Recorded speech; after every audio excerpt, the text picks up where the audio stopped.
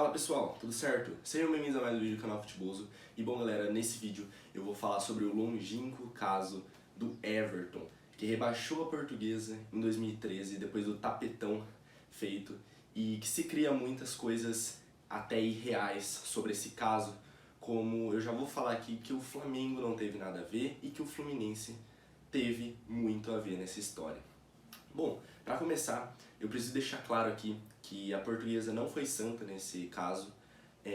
A Portuguesa vivia uma bagunça muito grande dentro do seu departamento jurídico, a sua gestão como uma totalidade era muito bagunçado, pois internamente um dirigente que era muito influente dentro do clube, que era responsável pelo departamento jurídico, pela passagem de informações sobre a questão de advogados, de julgamentos. Esse cara tinha sido demitido poucas semanas antes desse encerramento do Campeonato Brasileiro de 2013, que acabou acarretando no rebaixamento da Portuguesa. Então a Portuguesa vivia assim uma grande bagunça, e até na parte financeira os atletas tinham muito corpo mole para jogar, porque havia um grande atraso de direitos de imagem, de auxílios. Então esses jogadores não se viam amparados pela diretoria.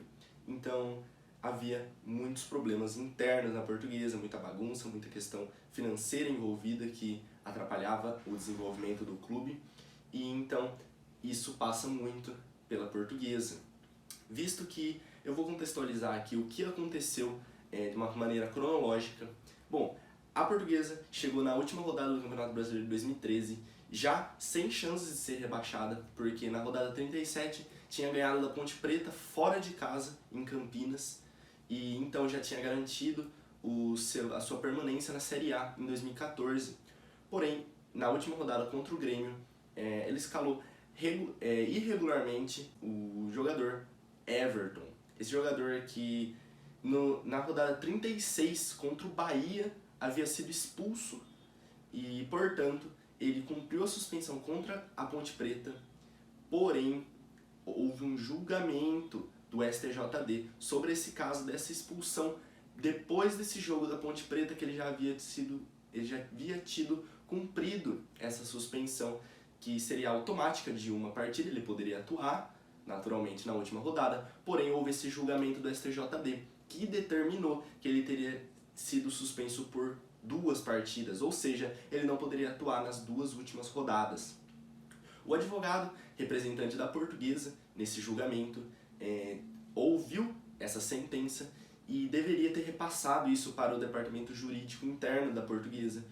Porém, a passagem da informação não foi concluída com sucesso, pois na hora de ser passada a mensagem, eles alegam, o advogado representante da Portuguesa e o departamento jurídico do clube alegam que houve uma troca de mensagens errada. Uma ligação telefônica acontecida no final de uma tarde, ali próxima do posterior do julgamento e anterior da última rodada, tinha sido realizada entre esse advogado e os representantes jurídicos da Portuguesa, em que esse advogado disse que o Everton havia mais um jogo de suspensão. Ou seja, ele já havia cumprido contra a Ponte Preta e ele tinha mais um jogo de suspensão.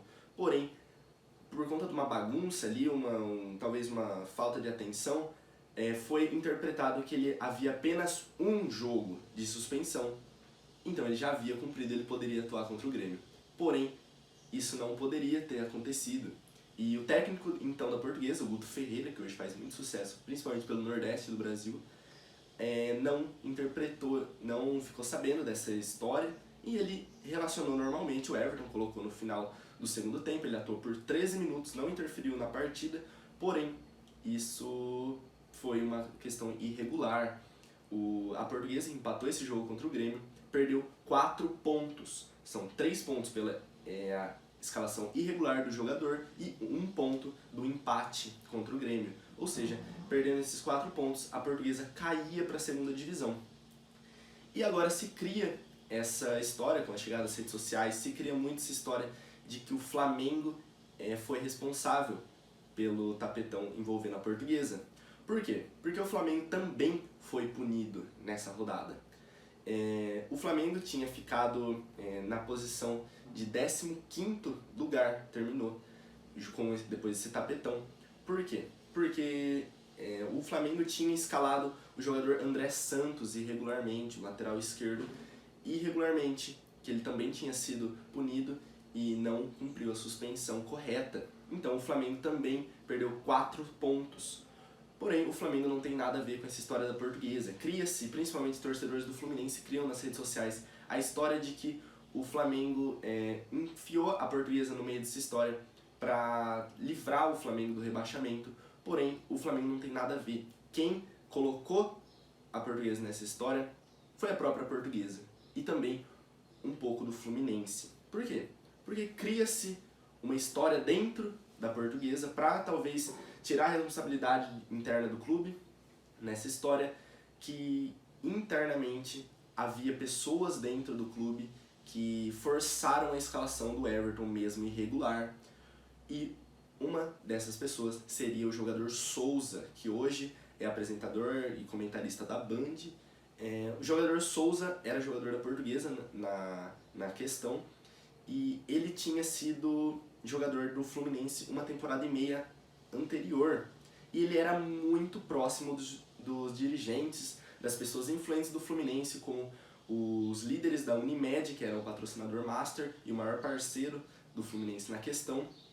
Então o Souza poderia ter forçado a escalação do Everton. O atacante Gilberto, que fez muito sucesso no Bahia, agora ele foi vendido para o exterior, ele disse que depois de ter saído da Portuguesa, que muitas pessoas tinham forçado internamente a escalação do Everton na última rodada.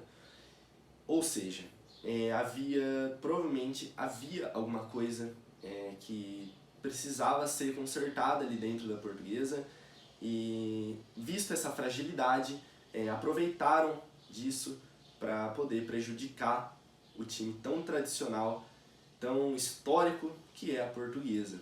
Então, um saldo de tudo: a Portuguesa e o Fluminense, que entrou na justiça, né, contra a Portuguesa, com o advogado que foi muito conhecido, Mário Bittencourt, que hoje, não sei se coincidentemente ou não, é o presidente do clube, e o então presidente da Unimed, que era o maior parceiro do Fluminense, virou seu vice-presidente também. Então, eram pessoas muito influentes, e agora são mais ainda, que figuraram toda essa história, uma história muito triste, que hoje a Portuguesa, após toda essa história, toda essa situação financeira grave, hoje se encontra sem divisão. Há muitas temporadas, desde 2019, se encontra sem divisão no âmbito nacional. E é uma coisa muito triste de um clube tão tradicional, um clube campeão paulista em uma oportunidade, vice-campeão brasileiro já em 96, revelou grandes jogadores. Então é muito triste ver que isso aconteceu com um clube tão tradicional, que poderia estar numa situação diferente, hoje talvez estaria numa situação diferente se não fosse essa história. Então, deixem aí nos comentários o que vocês acham, pessoal. A minha opinião é que a Portuguesa é a principal culpada nessa história. O Flamengo não tem nada a ver com isso. Sim, é criada uma história em volta do Flamengo, porém não tem nada a ver com isso. O Fluminense também tem uma parcela de culpa, porém a Portuguesa eu vejo que é a maior culpada. Ela não seria rebaixada, porém a gestão interna, as dívidas, era de um time rebaixado. Infelizmente é a realidade. Então deixem nos comentários o que vocês acham, pessoal. Se inscrevam no canal, deixem o like, ativem o sininho, me sigam nas redes sociais e até o próximo vídeo. Falou!